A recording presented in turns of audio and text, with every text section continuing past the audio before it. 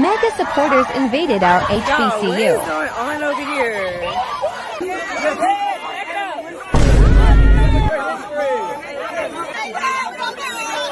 You called the East primitive, but what? We created y'all knowledge. We created y'all science. We created y'all math. Y'all didn't do besides steal. Y'all didn't do anything to your You guys didn't make shit. You guys touch children. You guys fuck them. Showing them the door. We walking them to the door, y'all. I don't even know how they got on campus. We gonna figure that out, but I don't know. They need to get like a trespass, like penalty or something because Sending them off. Tell him it's that boy. He thought he was gonna come up like Charlie. yes, Man, yes, yes.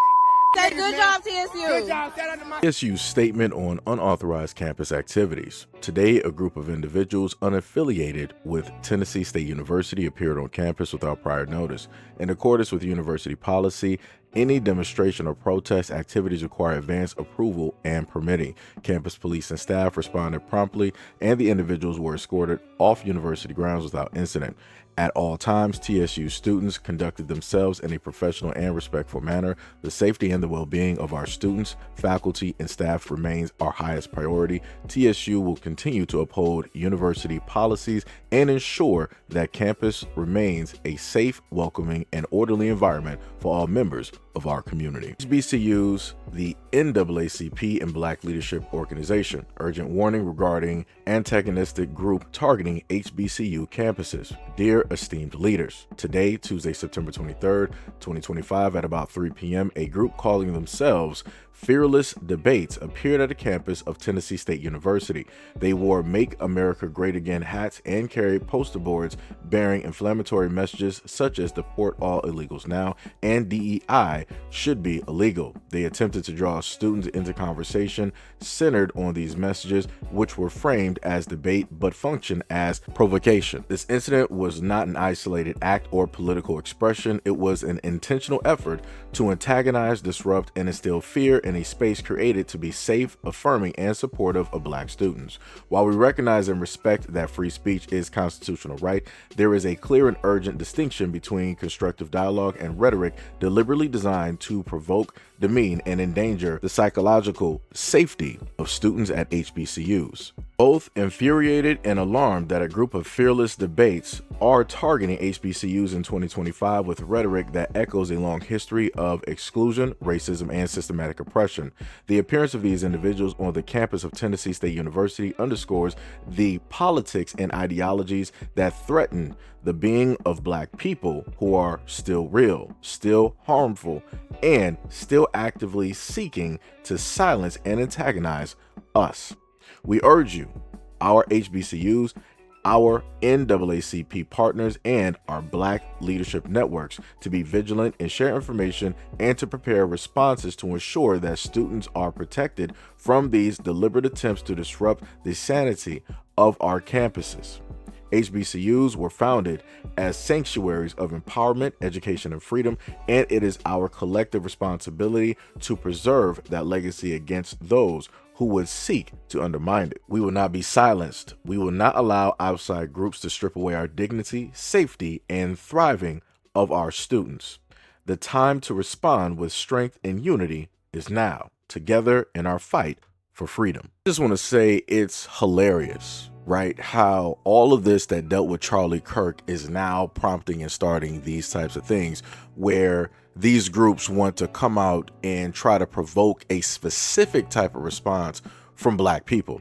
And this further shows how it is, how deliberate they are in the things that they specifically want to commit to and the things that they want to do. Instead of them focusing on a white on white problem, white on white crime, because that's specifically what happened. Instead of them focusing inward, looking at themselves and their people, their community, their teachings, their ideology, the whole ecosystem as a whole, on how it is that they see one another as the actual true real enemy, but they decide that they want to scapegoat and that they want to project what it is onto another group. they decide to deliberately go into black spaces. These are the same folks that say that, oh, we don't want immigrants, we don't want the blacks around and all this other type of stuff. But yet look at what it is that they're doing. Out of all colleges that you should actually go to, this happened in Utah, this happened in white grounds, white city, white state, amongst the white community, to white people. Why would you as MAGA decide that, oh, I think we should go to HBCUs and have conversations? For what?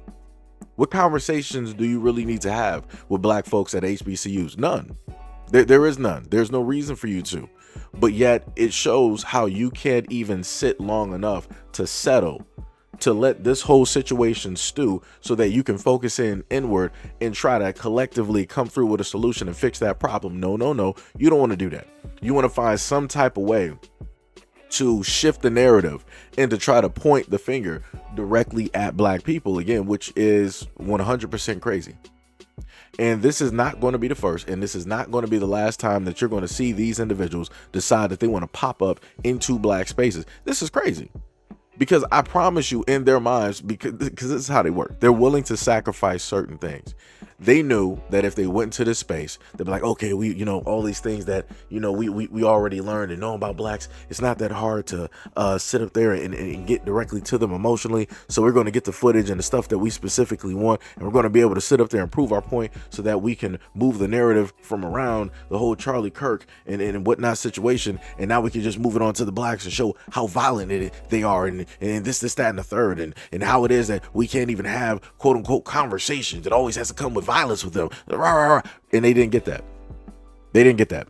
Nobody put hands on them. Nobody laid a finger on them. And it probably took a while for campus and for the police to actually come there and to escort them directly off the scene. Even when they were being escorted, you didn't see any of the students like, oh, we're about to start throwing some cans. We're about to start throwing this. We're about to start running up and jumping them. You didn't see none of that happen. So again, now this is going to further break down that false narrative that they always like to bring up, like, oh, the blacks, they're always violent. Whenever whites are around, you already know what's going to sit up there and happen when it deals with the blacks. Yeah, they don't like us. They hate us, and they just want to always, do something. Right? It's always that type of deal. But they didn't get what it was that they wanted, because in order for them to get what it is that they want, they have to be the causation. They have to be the catalyst. All of these times, I promise you that those guys, that the white boys that were there wearing the MAGA hats, I promise you somebody in their family always stated to them that there's a race war. My great-great-grandpapa told me there's a race war coming. It's a race war, right? In order for that to happen, they have to cause it. We're not the ones that are trying to do any of that nonsense at all. We're not the ones online, J6ers, deciding to go to the White House, deciding to go to federal buildings and do all types of stuff and steal laptops and all this other type of stuff, including paper. We're not doing any of that. We're not the ones after this whole Charlie Kirk situation deciding that we wanted to send threats online to everybody. Oh, you Dems, you liberals, oh, you leftists. Oh, you better be prepared for this war because you're not going to win this one. We're going to sit up there and clear you guys out in 24 to 48 hours. Be prepared. It's on. That was white folks online talking, giving those threats. But do you think that these MAGAteers will decide to interview and have conversations with those white folks that are clearly right, clearly conservative? Nope, they're not going to do it. They want to always focus directly on black people. But yet these are the same groups that say that, oh, the blacks are the most racist because they're the main ones always focused on race. Why is it that all of these MAGA hats showed up at a HBCU? Black people in HBCUs had nothing to do with Charlie Kirk. Nothing. We didn't radicalize nothing. We didn't insinuate nothing. We didn't make nothing move. We didn't make nothing happen. It has 0 upon 0 upon 0 to do with us. But for whatever reason, the hamster fell off the wheel and you guys are just shortly fried. Circuits are all over the place because it's going against the narrative of everything that y'all specifically been taught when it deals with black people, that, oh, we're the most violent. We do this. We do that. We're always after white people. But yet you were able to see somebody white doing this to somebody white in 4K. And you still don't know how to deal with it. That's how psychologically gone and conditioned you guys are. That's how much of the enablers you guys are to your own folks. You don't even want to spend a little bit of 5, 15, 20 minutes to focus in and to teach your kids to actually do better and to not hate themselves and to not attack themselves, to not attack their communities and to copycat and do things like you don't even want to do that. You don't even want to talk about therapy.